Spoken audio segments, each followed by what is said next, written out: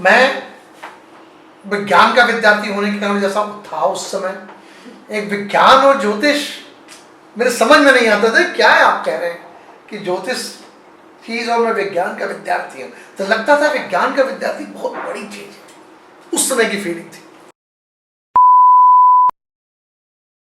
Sir मुझे आपसे एक क्वेश्चन था। आप खुद भी बाय प्रोफेशन एक IRS हैं, तो आई थिंक अगर हम ये आप ये क्वेश्चन आंसर करेंगे तो हम सबको थोड़ी एस्ट्रोलॉजी की तरफ ऐसे मोटिवेशन सी आएगी कि हमें क्यों एस्ट्रोलॉजी में जाना चाहिए। तो मैं वही आपसे क्वेश्चन पूछना चाहूँगी कि आपको ऐसा क्या चीज़ मोटिवेट करे या फिर क्या चीज़ थी जिससे आप एस्ट्रोलॉजी में एंटर करें और आपको ऐसा लगता है कि एस्ट्रोलॉजी एक बहुत इंपॉर्टेंट चीज़ है। देखिए, जहाँ तक मेरा प्रश्न है, 90s के दशक में हिंदुस्तान में बहुत सारी नौकरियां नहीं थी, लिमिटेड हुआ करती थी। हम लोग ग्रेजुएशन करने के बाद बैंक क्लर्क से लेकर के सिविल सर्विस तक का एग्जाम देते थे। सरकारी कुछ ही नौकरियां थी, रेलवे की थी या बैंक क्लर्क से सिविल सर्विस तक का, जिसमें सेलेक्ट हो जाए नौकरी चाहिए थी। चॉइस भी नहीं हुआ करती थी, हाँ मेहनत अपनी हुआ करती थी। सर्विस में एस्टैब्लिश होने के बाद इनकम टैक्स डिपार्टमेंट में सर्विस ज्वाइन किया। एस्टैब्लिश होने के बाद जब एक एज खत्म होने लगी, पढ़ने की इच्छा थी कि कुछ पढ़ा जाए। एक आदत बनी हुई थी पढ़ने के कारण, कंपटीशन देने के कारण, तो वाइट से लगा बिना पढ़ने, एक उद्देश्यहीन सा जीवन लगने लगा था। बहुत पुरानी बात, मैं 92 की बात बता रहा हूँ, 93। तो अचानक ख्याल आया कि कुछ पोस्ट ग्रेजुएट कर लिया जाए यूनिवर्सिटी से। कभी इकोनॉमिक्स का आया, कभी इंग्लिश से आया, कभी किसी और। मेरा सब्जेक्ट फिजिक्स था, physics chemistry math actually connection था फिजिक्स का मेरा।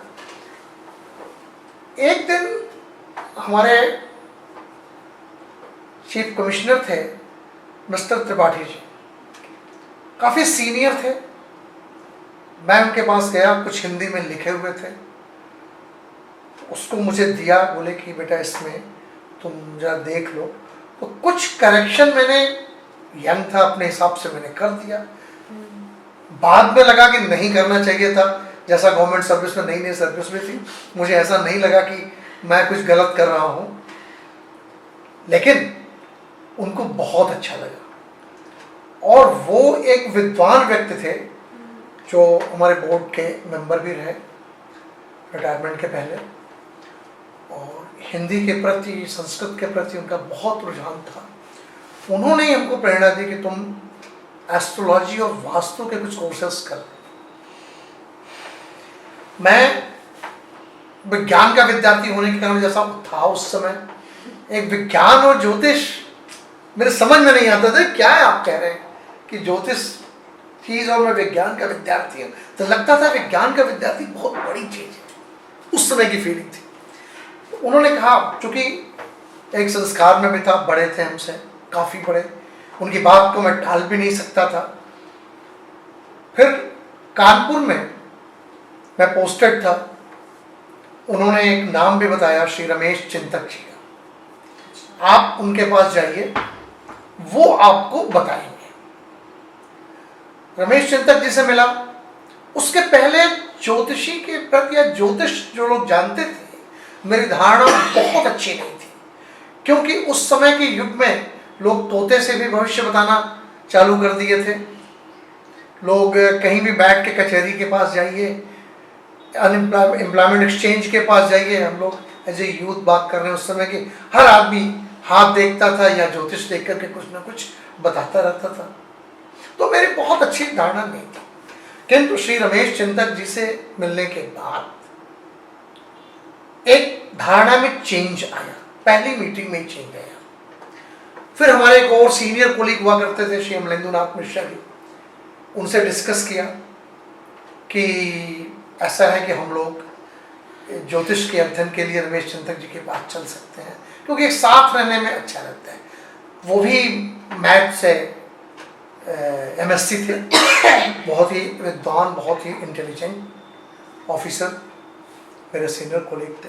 तो हम दोनों लोग एक ही कॉलोनी में रहते थे, तो एक ही स्कूटर से हम दोनों लोग उनके पास जाने लगे। और संडे को हमारा दिन रमेश चिंतक जी के ही सानिध्य में उनके विद्यालय इंस्टीट्यूट में निकल। तो जब एस्ट्रोलॉजी को बेसिक से पढ़ना स्टार्ट किया और जब इन तारों को, प्लैनेट्स को, चूंकि फिजिक्स सब्जेक्ट होने के कारण एस्ट्रोनॉमी मेरा सब्जेक्ट भी था, और उस एस्ट्रोनॉमी को एक नज़दीक से देखना स्टार्ट किया, उसका प्रभाव देखना स्टार्ट किया, तो फिर वो न कि केवल फैसिनेटिंग बल्कि हमारे दिमाग को एक विकसित करना प्रारंभ कर दिया। और वो ऑटोमेटिकली धीरे धीरे स्वांतः सुखाय के लिए जो हमारे बेसिक क्लासिकल टेक्स्ट हुआ करते थे उसको पढ़ने का इंटरेस्ट आया। कमजोरी मेरी ये थी कि संस्कृत मैं नहीं पढ़ा था, किंतु ईश्वर का संयोग देखिए, मेरी पार्टनर, मेरी श्रीमती जी, वो संस्कृत से में थी, मैंने उनसे संस्कृत सीखा और फिर उस संस्कृत के श्लोक को ओरिजिनल और ट्रांसलेट हिंदी या इंग्लिश में पढ़ने में बहुत अंतर आता था। फिर वो एक इंटरेस्ट जग गया और वो इंटरेस्ट धीरे धीरे धीरे न केवल स्वांतः सुखाय के लिए हुआ, अध्ययन के लिए हुआ, जिस समय टाइम पास की बात होती थी मैं कर रहा था, बल्कि उससे लगा कि मैं अपने घर परिवार, अपने बच्चों के कैरियर को देख सकता हूँ, संभाल सकता हूँ, अपने अड़ोस पड़ोस, साथी, घर परिवार, मित्र, हित मित्र, सबके लिए कुछ न कुछ बेटर कर सकता हूँ। और कुछ ऐसी घटनाएं हुई जो ठीक होना स्टार्ट हुई, कुछ चीज़ें जो क्लासिकल टेक्स्ट से पढ़ा गया, चूँकि हम लोग प्रोफेशनल आज तक नहीं हुए, तो उस कारण से जो भी स्वांतः सुखाय के लिए एकेडमिक स्टडी होती थी उससे अपने घर परिवार के लोगों के लिए फायदे दिखाई पड़े।